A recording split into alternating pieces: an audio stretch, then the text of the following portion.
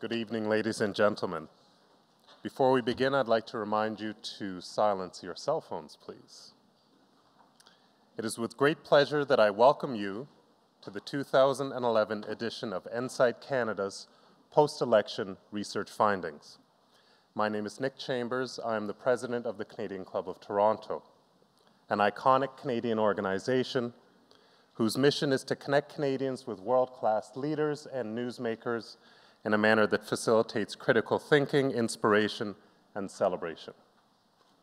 If there's one thing that 114 years of Canadian club programming has taught us, it's that Canadian decision makers, like yourselves, care deeply about their politics. The who, the why, the what happened, the what if, and the what next. The Canadian Club of Toronto first lent support to Ensight Canada in 2008, as they helped Canadians understand the driving forces behind and implications of that year's election results. It's exciting to be back here again for the 2011 installment. As many of you already know, Ensight Canada is a strategic partnership between Navigator Limited and Enterprise Canada, two of the country's leading research, strategic communications, and government relations firms. Ensight specializes in government relations and stakeholder management at the strategic level. They also offer specialized communications services to meet a wide range of needs for private, public, and not-for-profit organizations. The political arena is one in which Ensight Canada is very much at home, even when that arena plays host to a Royal Rumble, the kind that inspired headlines such as "Tories lead historic night," as broadcast by the Calgary Herald, and The Economist's provocative and paradoxical "Orange wave delivers Conservative majority." How about regional zingers like "NDP surge demolishes bloc," courtesy of the National Post, and "Orange crush stopped cold in Alberta," from the Calgary Herald.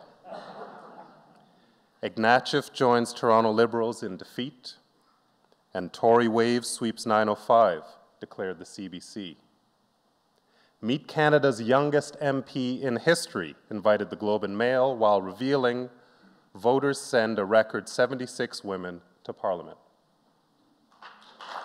Absolutely.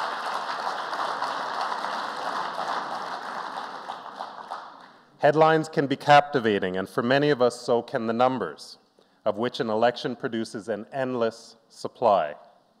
Suffice to say, the next time the House of Commons is called to order, there will be 1 Green, 4 Bloc, 34 Liberal, 102 New Democrat, and a majority holding 167 conservative MPs in attendance.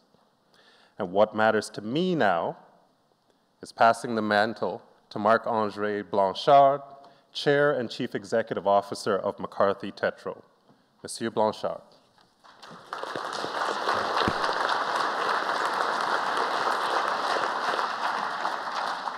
Thank you, Nick.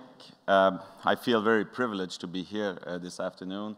McCarthy Tétro is a very, very proud sponsor. Is very, very proud to be associated with this presentation. I remember 40 days ago, Canadians were wondering why we were having elections.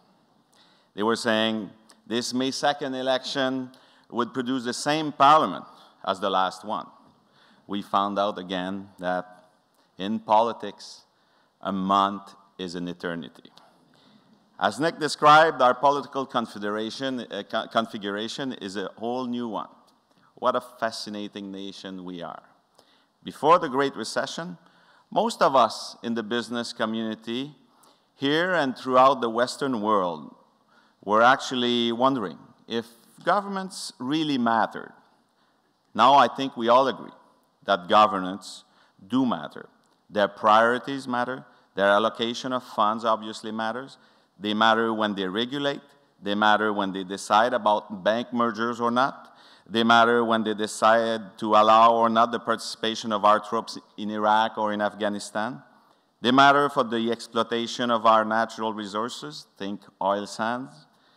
They also matter for our market access throughout the world.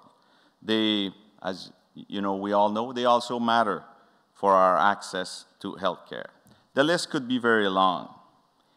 It is thus not surprising that the new political landscape brings with it many questions for all of us here today. What motivated Canadians to vote the way they did? What do they expect? What do we expect from our newly elected government? How will the results impact government decision-making?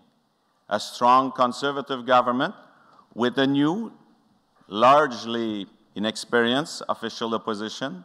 I was in Quebec yesterday and today, and maybe some of you are interested to know that the new MP for Masquinongé is still missing in action.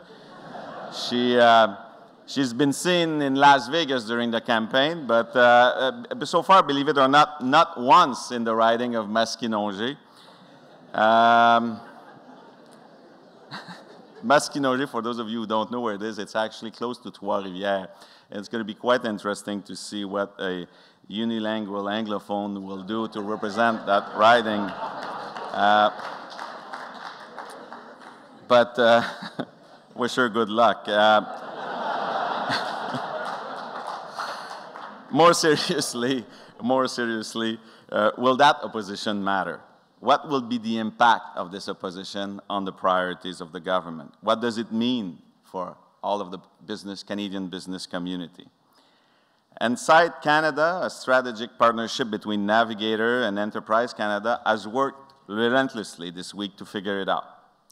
Immediately following the federal election, Ensight took the pulse of the nation in its third consecutive qualitative research study, which took place in 5 Canadian cities 24 hours after the polls closed. Today, they will help us understand what happened, why it happened, and crucially, what it means. Our guest speaker and presenter, Jamie Watt, has some very interesting and surprising things to say to us today. First, let me tell you about Jamie, a man well known to all of us, I think. Jamie Watt was called one of the most compelling commentators on television in election 41. During the campaign, he appeared on television every day and contributed to a daily podcast and a regular blog. Many of you will have seen or heard him on Power and Politics with Evan Solomon, on Firing Line and Point of Order on CBC Newsnet, and The Insiders on The National with Peter Mansbridge. Jamie is a principal at Ensight Canada in Ottawa and executive chairman and senior partner of Navigator in Toronto. He specializes in complex communications issues, serving both domestic and international clients in the corporate, professional services, not-for-profit, and government sectors. Jamie is a trusted advisor to business leaders, as well as leaders of political parties and ministers at all levels of government. He has led groundbreaking election campaigns that have transformed politics because of their boldness and creativity. Ladies and gentlemen, please join me in welcoming Mr. Jamie Watt. Thank you.